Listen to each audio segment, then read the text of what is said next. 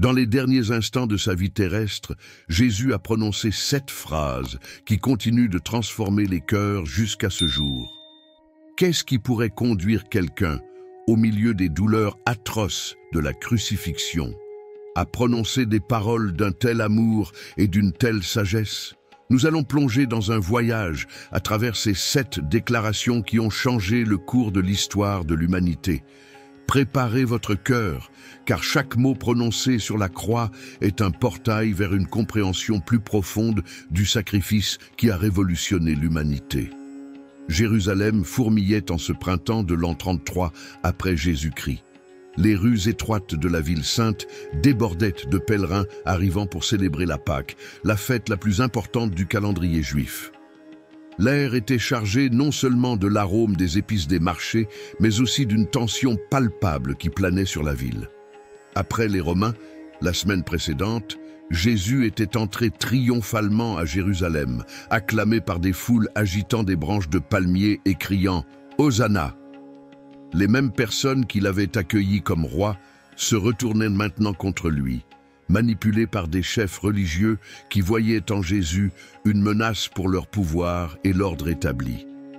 Le Sanhédrin, la cour suprême juive, avait comploté sa mort, et Ponce Pilate, le gouverneur romain, avait cédé à la pression populaire.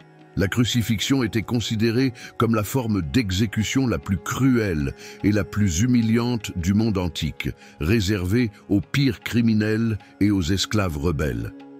C'était un spectacle public, conçu pour servir d'exemple. Les Romains avaient perfectionné cette forme de torture, calculant chaque détail pour maximiser la souffrance et prolonger l'agonie.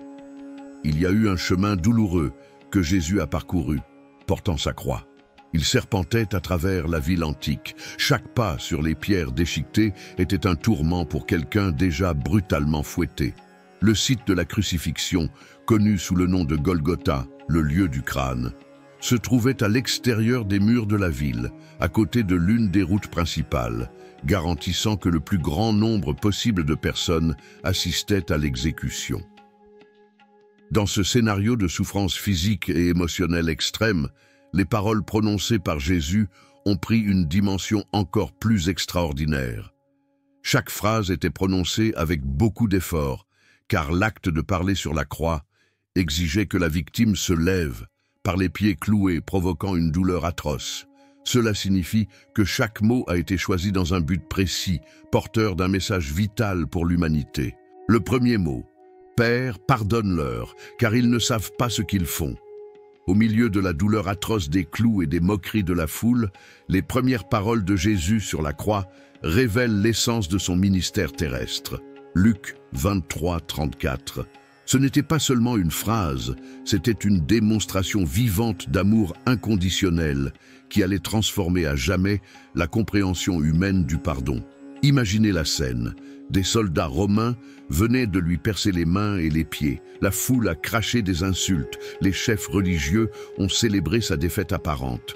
Au lieu de malédiction ou de protestation d'innocence, Jésus offre le pardon. Cette réponse extraordinaire défie notre compréhension naturelle de la justice et des représailles. Le mot « Père » au début de la déclaration est significatif. Même dans les moments les plus angoissants, Jésus maintient son lien intime avec Dieu.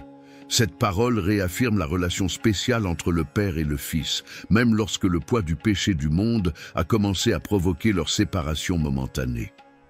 La demande de pardon couvre un cercle beaucoup plus large que ce que nous pouvons imaginer au départ. Il s'agissait des soldats romains qui l'ont crucifié, des chefs religieux, de la foule qui a crié « Crucifiez-le » et par extension, de toute l'humanité qui, par le péché, a participé à sa mort. La justification, parce qu'ils ne savent pas ce qu'ils font, n'était pas une simple excuse, mais une vérité spirituelle profonde. Paul écrira plus tard dans 1 Corinthiens 2:8 « Aucun des princes de ce monde ne l'a compris, car s'il l'avait compris, il n'aurait pas crucifié le Seigneur de gloire. » Cette ignorance n'enlève pas la responsabilité, mais contextualise la profondeur de la miséricorde divine. Ce premier mot établit une norme pour tout le christianisme. Le pardon n'est ni facultatif, ni conditionné à la repentance de l'offenseur. C'est une décision unilatérale qui libère à la fois le pardonneur et le pardonné. Jésus n'a pas seulement enseigné le pardon dans le Sermon sur la montagne, mais il l'a démontré au moment le plus crucial. L'impact de ce mot a été immédiat et continue de se répercuter. Le centurion romain qui supervisait l'exécution finirait par déclarer véritablement « Cet homme était en effet le Fils de Dieu ». Marc 15, 39. Dans les semaines qui suivent, de nombreux prêtres se convertissent à la foi. Acte 6. Peut-être affecté par cette manifestation surnaturelle d'amour, cette parole accomplit également les prophéties de l'Ancien Testament. En particulier, Ésaïe 53, 12. Et pour les transgresseurs, il intercéda au moment où l'humanité manifestait son plus grand rejet de Dieu. Jésus a répondu par sa plus grande expression d'amour. Ce paradoxe est au cœur de l'Évangile. Le Père vous pardonne continue de résonner à travers les siècles comme un appel à la transformation. Étienne, le premier martyr chrétien, suivra cet exemple en se faisant lapider. Acte 7, 60. D'innombrables chrétiens persécutés trouveraient dans cette parole la force de pardonner à leurs persécuteurs. Pour nous, aujourd'hui, cette première parole reste un défi et une promesse. Le défi d'exercer le pardon dans des situations qui semblent impardonnables. La promesse que le pardon divin est disponible pour tous, quelle que soit la gravité de l'offense. Le deuxième mot, en vérité, je te le dis, aujourd'hui tu seras avec moi dans le paradis, au milieu de la souffrance indescriptible de la croix, se produit dans l'un des dialogues les plus extraordinaires de l'histoire du salut. À côté de Jésus, 2 criminels ont également été crucifiés. Au début, ils l'ont tous les deux insulté, mais quelque chose d'extraordinaire s'est produit dans leur cœur. Luc 23, 39, 43 nous présente ce moment de transformation. Les criminels reconnaissant en Jésus quelque chose au-delà de la souffrance physique, l'un d'eux réprimande son compagnon. « Ne craignez-vous pas encore Dieu, étant dans la même condamnation ?» Et nous, en effet, à juste titre, parce que nous avons reçu ce que nos actions méritaient, mais celui-ci n'a pas fait de mal. Puis, se tournant vers Jésus, il fait une demande surprenante. « Seigneur, souviens-toi de moi quand tu entreras dans ton royaume. » La réponse de Jésus est immédiate et catégorique. « En vérité, je te le dis, aujourd'hui tu seras avec moi dans le paradis. » Cette deuxième parole de la croix révèle des vérités profondes sur la grâce, le salut et le caractère de Dieu. Il est à noter que Jésus utilise l'expression « en vérité, amen » en grec, une déclaration solennelle qui souligne la certitude absolue de la promesse faite au voleur pendu. Il ne demande pas une position d'honneur, ni même un salut immédiat. On ne se souviendra que de votre humble demande. Mais Jésus offre beaucoup plus, une compagnie immédiate, avec une certitude absolue, aujourd'hui, et un destin glorieux au paradis. Cette réponse généreuse illustre parfaitement la grâce surabondante de Dieu. Le terme « paradis » a une riche histoire dans la tradition juive, se référant au Jardin d'Éden et représentant le lieu de la communion parfaite avec Dieu. Jésus promet non seulement l'entrée dans ce lieu de béatitude, mais aussi sa propre compagnie personnelle. Le salut n'est pas seulement le destin, mais une relation. Cet épisode démantèle plusieurs notions erronées sur le salut. Tout d'abord, cela montre que le salut ne dépend pas d'œuvres ou de rituels religieux. Le voleur ne pouvait pas être baptisé, faire pénitence ou accomplir des œuvres. Deuxièmement, cela prouve qu'il n'est jamais trop tard pour une repentance sincère.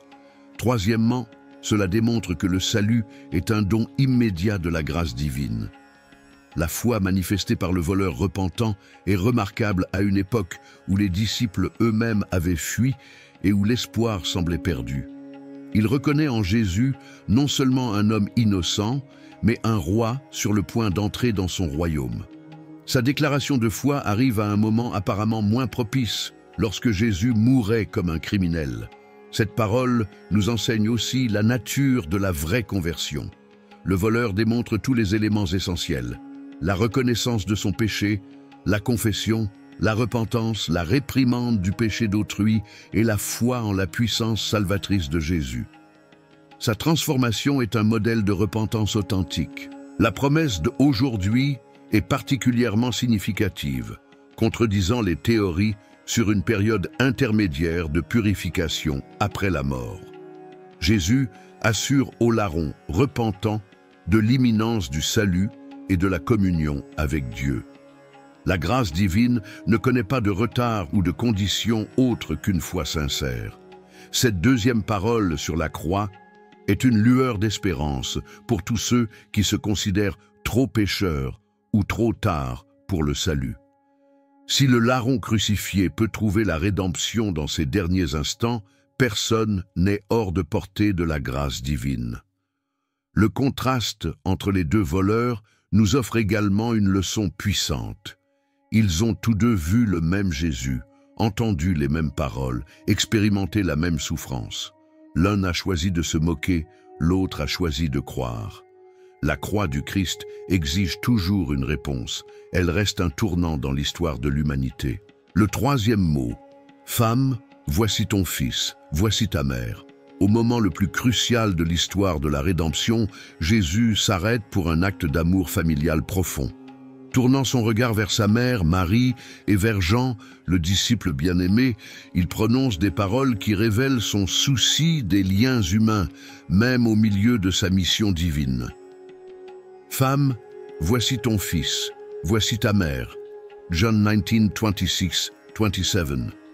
Marie, qui 33 ans plus tôt avait reçu l'annonce de l'ange Gabriel, était maintenant au pied de la croix, vivant l'accomplissement de la prophétie de Siméon.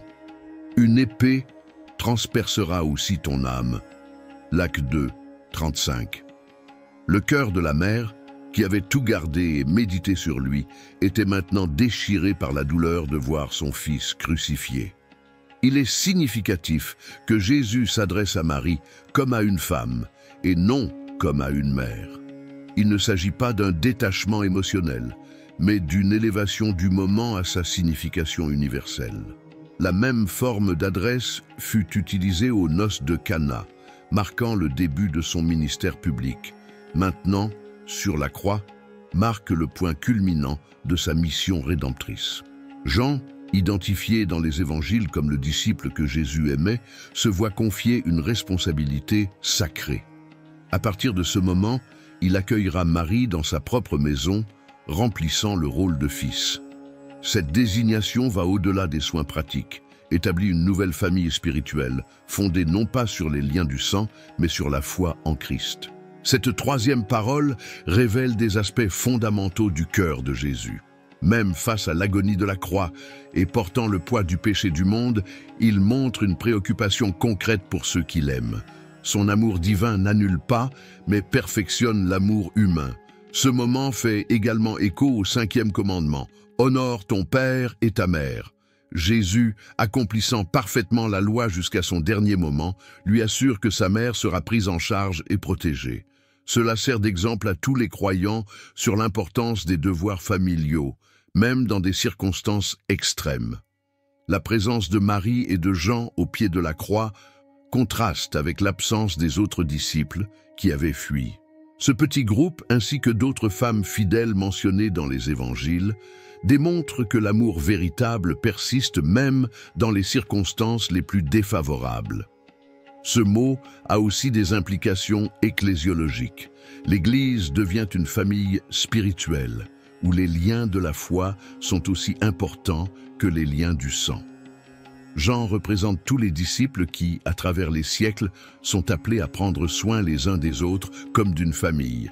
L'attention de Jésus pour sa mère démontre également que la spiritualité authentique ne nous éloigne pas des responsabilités pratiques et relationnelles, même au moment de la plus grande signification spirituelle de l'histoire de l'humanité. Jésus répond aux besoins concrets de ceux qu'il aime. Marie, au pied de la croix, représente tous ceux qui souffrent lorsqu'ils voient leurs proches dans l'affliction. L'épée qui transperce votre âme est partagée par d'innombrables mères, pères et êtres chers à travers les siècles. Les paroles de Jésus offrent un réconfort et une nouvelle perspective sur cette souffrance. Pour l'Église primitive, ce moment avait une signification particulière. Marie deviendra une figure centrale de la communauté chrétienne, présente au Cénacle après l'Ascension.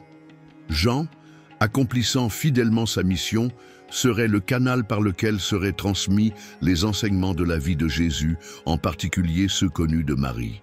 Le quatrième mot, « Mon Dieu, pourquoi m'as-tu abandonné ?» Vers la 6e heure, des ténèbres surnaturelles couvraient la terre. Au milieu de ces ténèbres, le cri le plus déchirant de l'histoire résonne. « Élie, Élie, lama sabachthani » Mon Dieu, pourquoi m'as-tu abandonné » Matthieu 27, 46. Ce quatrième mot nous amène au moment le plus profond et le plus mystérieux de la croix. Ce cri, enregistré dans la langue originale araméenne, cite le psaume 22, un psaume messianique qui annonçait en détail les souffrances du Christ. Mais il ne s'agit pas d'une simple citation, c'est l'expression authentique de l'angoisse de Jésus lorsqu'il a fait l'expérience, pour la première fois dans l'éternité, de la séparation d'avec le Père. L'abandon dont Jésus fait l'expérience en ce moment est d'une profondeur inimaginable. Celui qui, de toute éternité, était en parfaite communion avec le Père, fait maintenant l'expérience de l'horreur de l'isolement total. Comme Paul l'expliquerait, Dieu a fait celui qui ne connaissait pas le péché pour être péché pour nous. 2 Corinthiens 5, 21.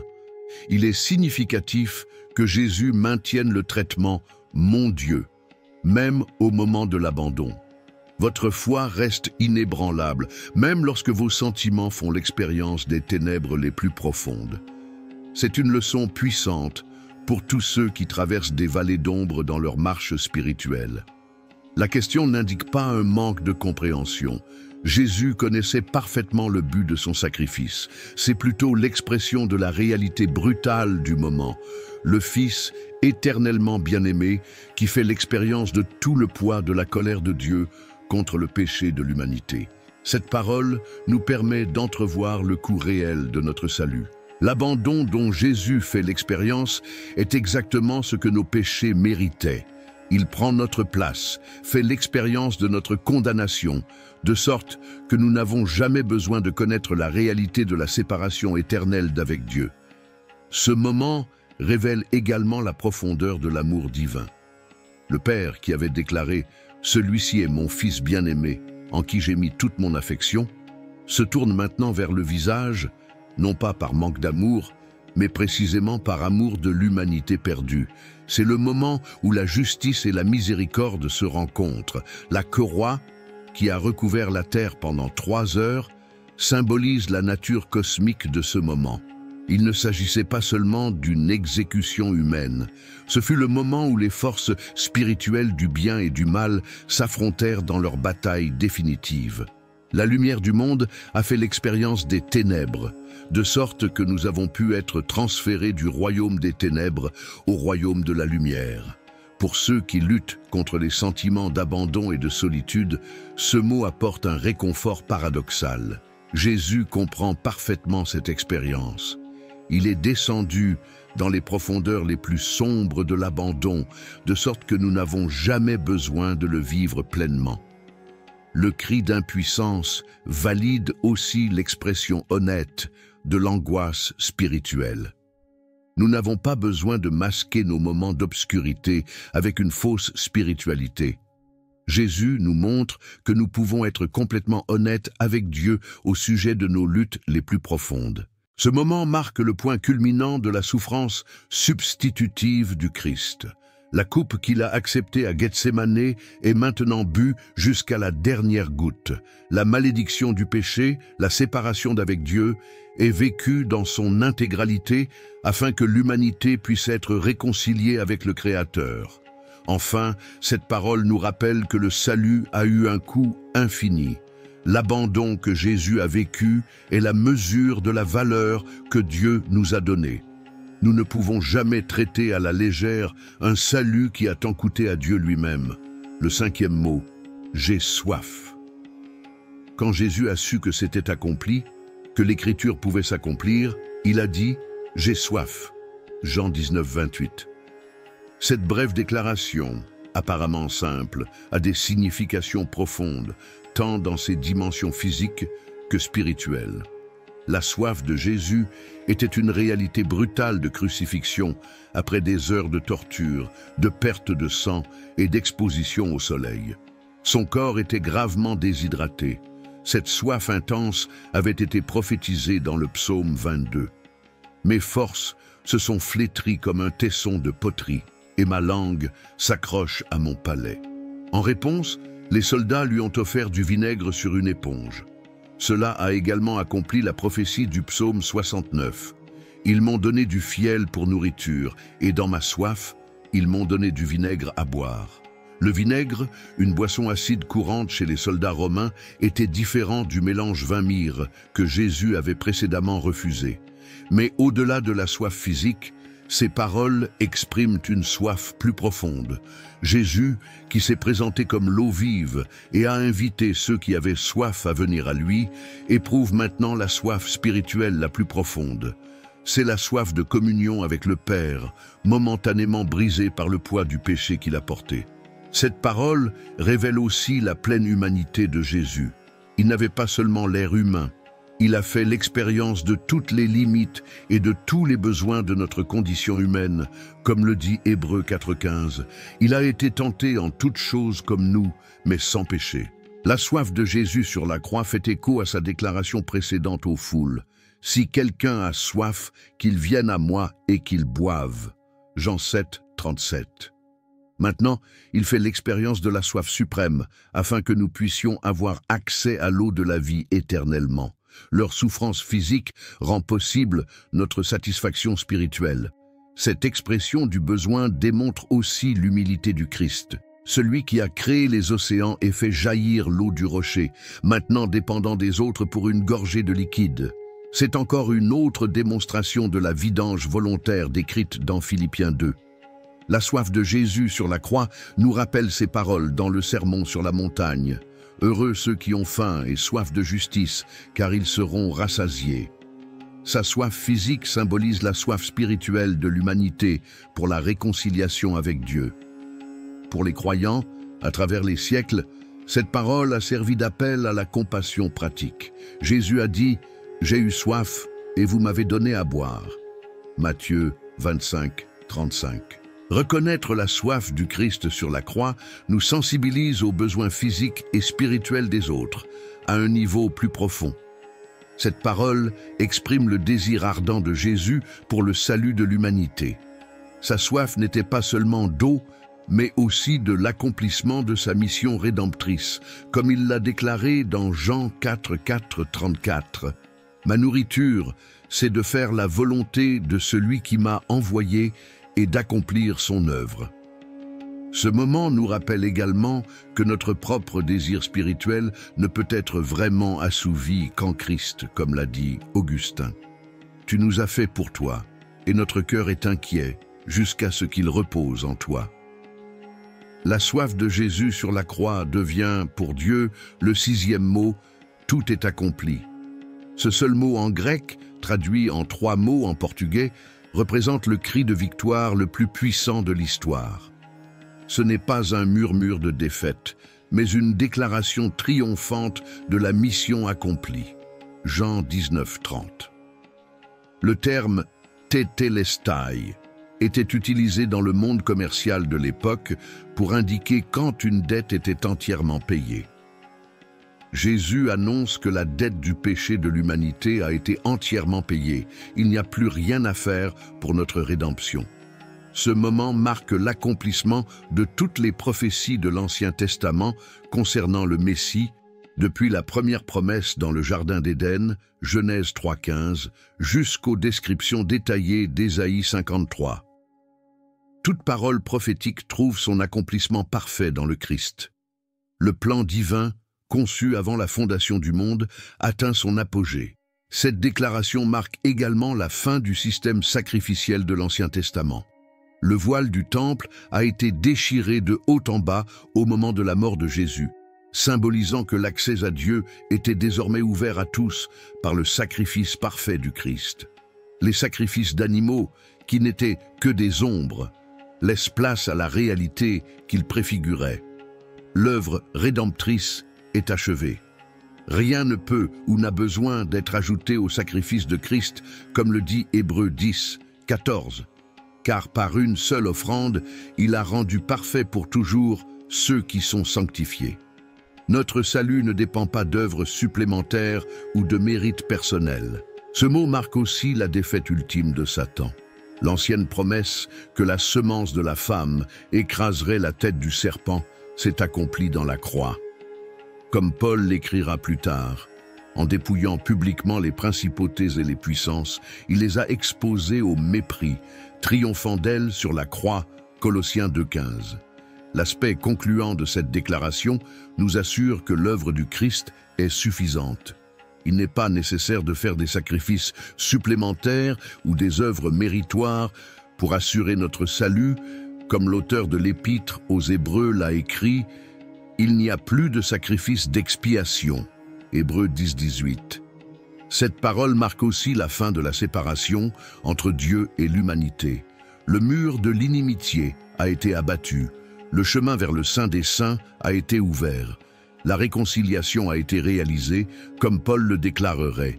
Dieu était en Christ réconciliant le monde avec lui-même. 2 Corinthiens 5, 19. Pour le croyant individuel, c'est fini. Il apporte une paix profonde. Nous n'avons pas à vivre dans l'anxiété constante au sujet de notre salut. Le prix a été payé en totalité. La victoire était définitivement acquise. Les travaux ont été parfaitement achevés. Cette déclaration a également des implications pour notre sanctification. Bien que notre croissance en Christ soit un processus continu, le fondement de cette transformation a déjà été posé sur la croix. Nous vivons de la victoire, pas vers elle. Le cri de victoire de Jésus sur la croix continue de résonner à travers les siècles, nous rappelant que dans notre plus grande faiblesse réside notre plus grande force. Lorsque nous semblons vaincus, nous pouvons proclamer avec Paul « Mais grâce soit rendue à Dieu, qui nous donne la victoire par notre Seigneur Jésus-Christ ». 1 Corinthiens 15, 57. Le 7e mot, « Père, entre tes mains je remets mon esprit », rapporté dans Luc 23, 46, achève le voyage terrestre de Jésus. Il est significatif qu'il revienne au traitement du Père, indiquant que la séparation vécue au moment de l'abandon a été surmontée. La communion est restaurée. La mission est accomplie. Cette dernière affirmation est une citation du psaume 315, un psaume de confiance au milieu de l'adversité. Même au moment de sa mort physique, Jésus fait preuve d'une confiance absolue dans le Père. Il ne s'agit pas d'un abandon passif à la mort, mais d'un abandon actif et volontaire de sa vie. Le verbe « livrer » dans l'original grec indique une action délibérée et confiante. Jésus n'est pas une victime des circonstances. Il est en contrôle jusqu'au dernier moment, accomplissant sa propre volonté. Personne ne m'enlèvera ma vie, mais je la donne à moi-même. Jean 10h18. La mention des mains du Père évoque des images de sûreté et de sécurité que l'on retrouve dans tout l'Ancien Testament. Ce sont les mêmes mains qui ont formé l'univers, qui ont guidé Israël, qui soutiennent toutes choses. Jésus fait preuve d'une confiance absolue dans la sollicitude du Père, même dans la mort. Ce dernier mot établit une norme pour tout le monde. Étienne, le premier martyr chrétien, se fera l'écho de ces paroles dans sa propre mort. « Seigneur Jésus, reçois mon esprit ». Acte 7, 59. D'innombrables chrétiens à travers les siècles trouveraient réconfort et force dans ces paroles alors qu'ils font face à leur propre mortalité.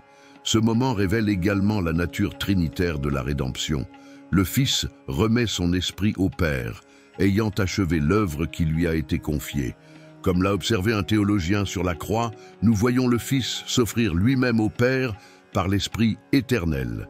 Hébreux 9, 14. Cet abandon volontaire de l'Esprit marque le passage de l'humiliation à l'exaltation du Christ. Comme l'écrira Paul, « Il s'est humilié lui-même, étant obéissant jusqu'à la mort sur une croix. C'est pourquoi Dieu l'a aussi hautement exalté. » Philippiens 2, 8, 9. Pour nous aujourd'hui, ces dernières paroles offrent un modèle de vie et de mort. Notre vie doit être caractérisée par la même confiance absolue dans le Père, par la même volonté de tout remettre entre ses mains, par la même certitude dans ses soins souverains. La sérénité de Jésus dans ce dernier moment, contrastant dramatiquement avec l'agonie précédente, a été surmontée. L'œuvre est terminée et il peut rendre son esprit en paix. Parfait est l'accomplissement de sa propre promesse. Je vous laisse la paix, je vous donne ma paix. Jean 14h27. Ce dernier mot nous enseigne également la nature de la mort pour le croyant. Ce n'est pas une fin, mais une reddition. Ce n'est pas une défaite, mais une transition vers la présence du Père. Comme dirait Paul, « Partez et soyez avec Christ, ce qui est incomparablement meilleur. » Philippiens 1 à 23. Les 7 paroles de la croix, qui culminent dans cette remise confiante au Père, forment un témoignage parfait de l'amour, de la mission et du caractère de Jésus. Ensemble, ils nous montrent le chemin de la rédemption, de la réconciliation et de la vie éternelle en communion avec Dieu. Les 7 paroles de Jésus sur la croix forment une symphonie parfaite de l'amour divin, chacune d'entre elles révélant une facette différente de sa mission rédemptrice et de sa signification pour l'humanité. Contemplons comment ces mots s'entremêlent et continuent de résonner dans nos vies aujourd'hui. Du pardon radical manifesté dans le premier mot à la confiance absolue dans le dernier, nous voyons un arc parfait de rédemption, commençant par « Père, pardonne-leur » et se terminant par « Père, entre tes mains, je remets mon esprit ». Jésus nous montre le cercle complet de la réconciliation avec Dieu. Entre ces deux moments, nous sommes témoins de toute la profondeur de l'amour divin. La promesse faite au voleur repentant nous révèle l'immédiateté et la gratuité du salut. Prendre soin de sa mère démontre que l'amour divin n'annule pas, mais perfectionne les liens humains. Le cri de l'abandon nous montre le prix infini de notre rédemption.